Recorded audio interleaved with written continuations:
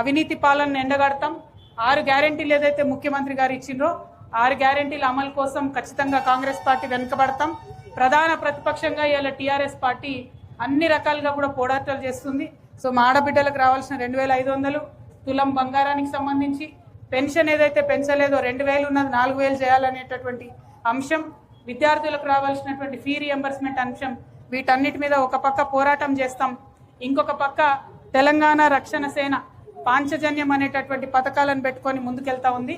5 ప్రధాన అంశాలు: ఉచితంగా ఈ రాష్ట్రంలో అందరికీ విద్య రావాలి, ఉచితంగా ఈ రాష్ట్రంలో అందరికీ వైద్యం అందాలనే అత్యున్నతమైనటువంటి లక్ష్యాన్ని పెట్టుకొని మేము ముందుకెళ్తా ఉన్నాం.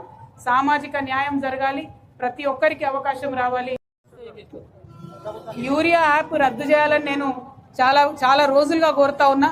ఎందుకంటే ఆ యూరియా యాప్ అని పెట్టిండ్రు, ఎందుకు పెట్టిండ్రో అర్థమైతలేదు. ఎవరికి కూడా మందు బస్తాలు దొరకనటువంటి పరిస్థితి ఉన్నది. ఇదివరకే బాగుండే, కనీసం ఒక కాగితం చూసి బస్తాలు ఇచ్చేది. ఇప్పుడు ఆ ఫోన్లో రోజు పొద్దుగాల 5:30 నుంచి లేస్తే యూరియా బుక్ చేసుకోవాలని ప్రయత్నం చేస్తే ఆ వెంకటేశ్వర స్వామి దర్శనం దొరుకుతుంది కానీ యూరియా బస్తా దొరుకుతలేదు. కాబట్టి ఖచ్చితంగా యూరియా యాప్ని రద్దు చేయాలి. 2, టీఆర్ఎస్ పార్టీ అధికారంలోకి వస్తే వాస్తవానికి ఇక్కడ ఏదైతే రామగుండం ఫర్టిలైజర్ కంపెనీ ఉందో మన తెలంగాణలో, అక్కడి నుంచి ముందు మన యూరియా మనం తీసుకోవాలి. దానికోసం పోరాటం చేయాలి. ఇవాళ భారతీయ జనతా పార్టీ నాయకులు నేను డిమాండ్ చేస్తున్నా, మన యూరియా మనకు తీసుకున్నాక మీరు దేశంలో ఎక్కడికైనా పంపించుకోండి. మీరు ఇంతమంది 8 మంది ఎంపీలను గెలిపిస్తే కనీసం మనకు యూరియా దొరుకుతలేదు, ఆ మాట మాట్లాడతలేరు, మాట్లాడాలని డిమాండ్ చేస్తున్నా. జై తెలంగాణ. Thank you.